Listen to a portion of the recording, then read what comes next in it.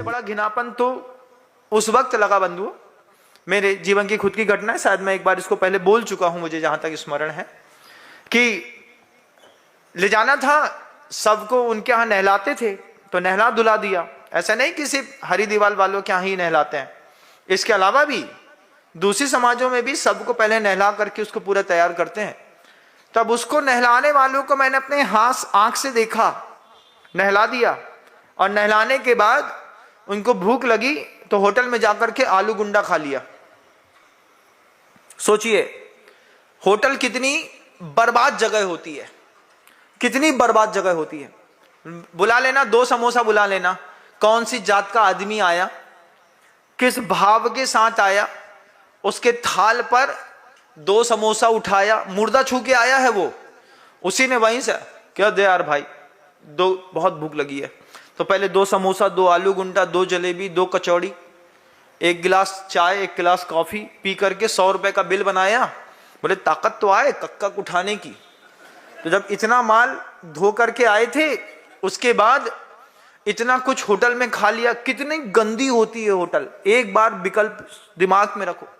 और अभी तो एक नया फ्रॉड समझ में आया, लोग जब बताते हैं तब समझ में आती है बात, कि दुनिया में चले गए मां जगदम्बा भोजनालय, यहां पर अन्नपूर्णा भोजनालय, यहां पर पायस पूर्णा भोजनालय, रोड में दिखने वाली जयपुर से लेकर के आप आगरा जयपुर मार्ग पे जाएंगे, दिल्ली सहारनपुर मार्ग में जाएंगे, दुनिया के किसी भी रोड पर आपको जब दिख जाए जगदम्बा भोजनालय, शुद्ध शाकाहारी भोजन, शाकाहारी भोजन है, जगदम्बा भोजनालय है, बना भी साफ सुथरा रहा है, लेकिन पता चला प्रोपाइटर किसी दूसरी कौम का है।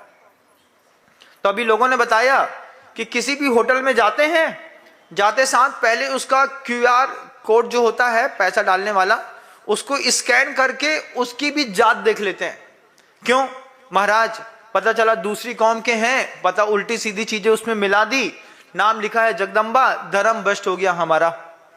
और ऐसे पूरी दुनिया में हजारों फ्रॉड होते हैं। अभी जब यूपी सरकार के अपने मोदी जी ने, योगी जी ने ये काम किया था कि आदमी को अपने बोर्ड पर अपनी कास्ट लिखनी होगी, उस कास्ट लिखने पर पता चला कि जगदम्बा चलाने वाले हरी दीवाल वाले निकले।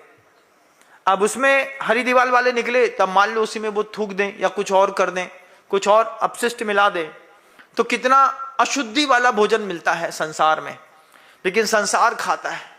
जैन कितना बचता है इन सब चीजों से। जैन कभी नहीं बोलता होटल का खाना है, भैया घर का जो मिलेगा हम उसी में काम चला लेंगे। आहार पर्याप्ति, आहार पर्याप्ति का मतलब सिर्फ आहार से नहीं है, वहां तो आचार्यों ने वर्गणाओं से लिया है। 5 शरीर को पूरा करने के लिए जो वातावरण से वर्गणाएं खींची जा रही हैं, जिन वर्गणाओं के माध्यम से वे अपने औदारिक शरीर इत्यादि का निर्माण करेंगे, वे पर्याप्तियां आहार पर्याप्ति में रखी। लेकिन ये कवलाहार भी देखना है कि कितना दुर्लभ है, शुद्ध भोजन कितना दुर्लभ है। पुण्य की गति थोड़ी सी उत्पन्न होती है और धारा बदल देती है, आदमी कहीं का कहीं पहुंच जाता है। कितना दुर्लभ है एक समय शुद्ध भोजन मिल जाना। महान पुण्य का उदय, अति पुण्य का किसका उदय है? जो व्रती हैं उनको तो मिल जाता है, लेकिन अव्रतियों को जैन कुल में आने के बाद भी, सम्यक दृष्टि होने के बाद भी उपलब्धता नहीं है। आचार्य श्री जी कहते हैं उस बात को कि दूध है, सफेद है, सबसे पहले क्या देखते हो? गाढ़ा कितना है। क्या देखते हैं?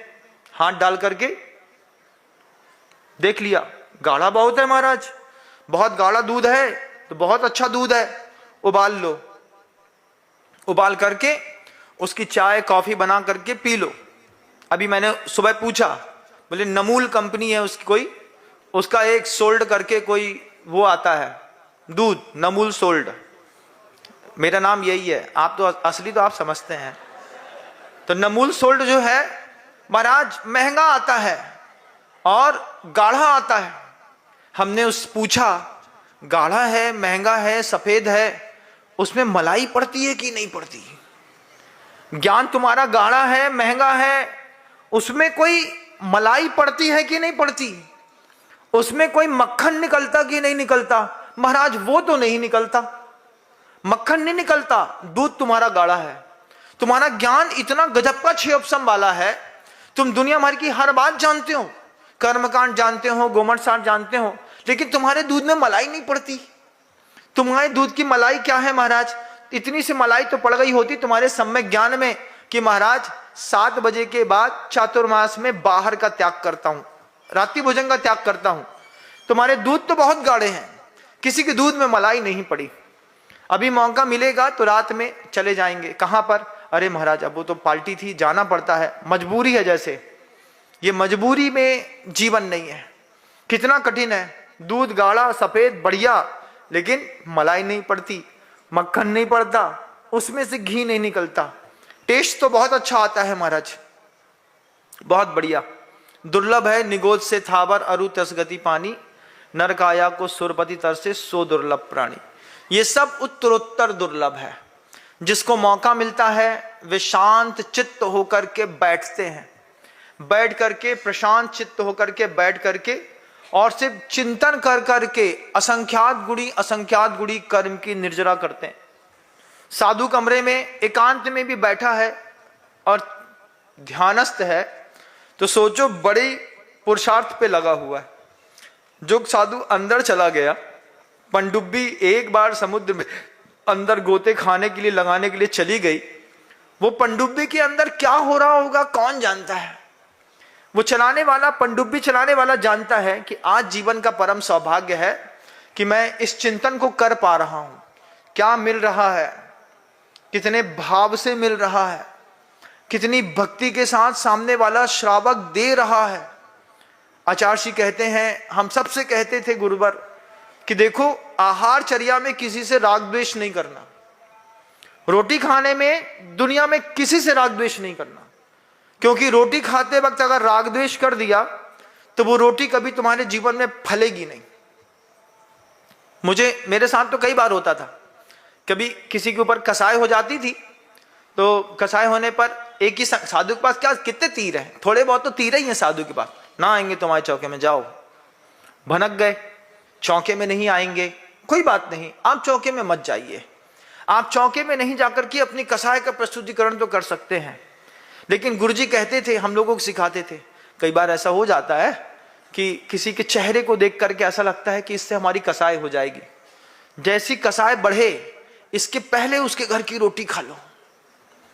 अभी तो कसाय बढ़ी नहीं है, अभी तो तुम्हारे घर में आए हैं, अभी तो तुम्हारे घर में रुकेंगे, उसके बाद भी चेहरा देख करके भी कई बार फ्रीक्वेंसी मैच नहीं करती।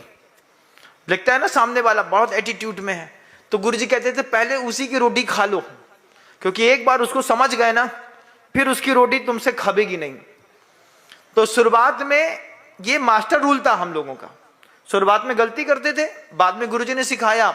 उसके बाद जब गुरुजी ने कहा रोटी खाने में सिर्फ आप आहार नहीं कर रहे हैं, ये भगवान वर्धमान स्वामी की ऐसी एक निर्मल परंपरा है जिसको देख करके, उसके दाता के गुण को देख करके और आपके लेने के भाव को लेकर के किसी को सम्यक दर्शन भी हो सकता है। इसलिए इस परंपरा का निर्दोष पालन करो, बिना राग द्वेष किए हुए। कोई भी व्यक्ति आता है, स्वागत है, आइए, अपना धर्म लाभ लीजिए और जाइए। किसी के धर्म लाभ को बाधित कर दिया, तुमसे आहार नहीं लेंगे, उसने क्या पाप किया भगवान? मुसलमान तो है नहीं, वो है तो जैन, लेकिन अगर आपने उसको बाधित कर दिया है और उसको संकलेश हो गया तो वो संकलेश आपकी कई पर्याय बढ़ा